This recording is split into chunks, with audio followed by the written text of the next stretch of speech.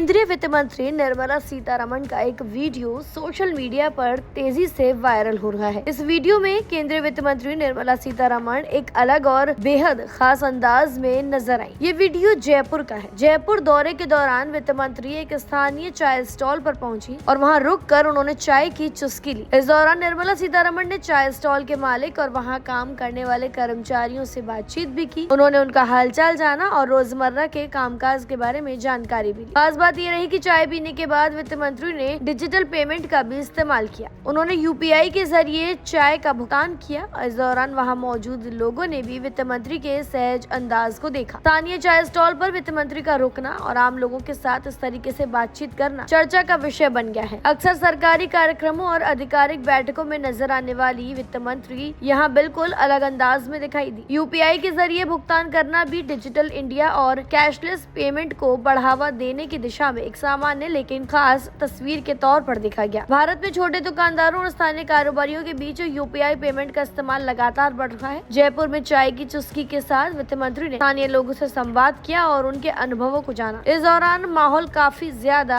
अलग दिखाई दिया। यानी कि वित्त मंत्री निर्मला सीतारमण का जयपुर में स्थानीय चाय स्टॉल पर पहुंचना सिर्फ चाय पीने तक सीमित नहीं रहा, बल्कि इस दौरान उन्होंने स्थानीय दुकानदारों और कर्मचारियों से बातचीत भी की और डिजिटल पेमेंट के जरिए भुगतान किया। उनकी ये वीडियो अब चर्चा का विषय बनी हुई है। इस दुकान के विषय में बहुत सारे लोग हमको बताया कि उधर जा रही हो तो जाकर उधर चाय पियो, इसीलिए पूरे टीम को भी चाय दिलवाई मैंने। संसद में जिस तरीके से उम्मीद थी मैडम, ऐसे चला नहीं, विपक्ष का जिस तरीके से रवैया था, क्या कहना चाहेंगे मैम? बार बार वो हमारे संविधान का कॉपी हाथ में रखकर तो घूमते हैं, मगर सचमुच संविधान के ऊपर भरोसा है और आपका संविधान के ऊपर जो बातें आप दूसरे के लिए करते हो वो आप मानते हो तो हाउस चलाना चाहिए था।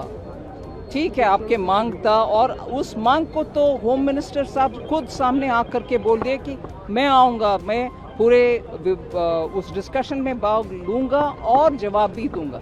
कहने के बाद भी हाउस चला नहीं और इसीलिए मैं मानती हूँ कि संविधान का कॉपी हाथ में रखने में कोई फायदा नहीं है। मैडम, आप जिस तरीके से विपक्ष ने बंदर का वो लेके किस तरीके से मोदी जी का अपमान किया है, ये लगातार उनका रवैया रही, ये नया बात तो नहीं है। आप देख रहे हैं जब वो गुजरात के सीएम थे उस समय से कितनी भी गंदा शब्द है हिंदी का, अंग्रेजी का, उन सबको तो उपयोग ही किया है। और उनको देश के एक राज्य के मुख्यमंत्री हो या प्रधानमंत्री हो, चाहे कुछ भी पार्टी हो, उनको सम्मान देना हमारे पूरे भारत देश का नागरिक सबको हमारे कर्तव्य है, जो भी हो उस पद में। कांग्रेस पार्टी को इन सब में भरोसा नहीं है और मान्यता भी नहीं है, इसीलिए हर मौका मिलने पर वो अपमानजनक शब्द को उपयोग करते हुए बात करते हैं, प्रोवोक करना चाहते हैं।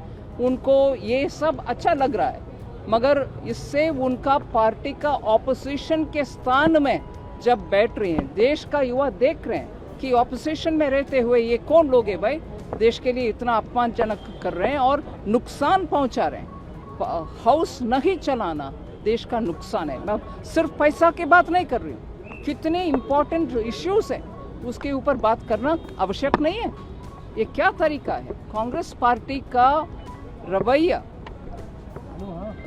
एक बार नहीं, दो बार नहीं, तीसरी बार भी चुनाव हारना, पार्लियामेंट का चुनाव हारना उनको अभी तक डाइजेस्ट नहीं हो रहे, मतलब पछताना मुश्किल है उनको, इसीलिए उस फ्रस्ट्रेशन में आकर के ऐसे बिहेव कर। आपकी क्या कुछ राय इस बारे में कमेंट सेक्शन में बताएं। तमाम जानकारियों के लिए सब्सक्राइब करें भारत एक्सप्रेस।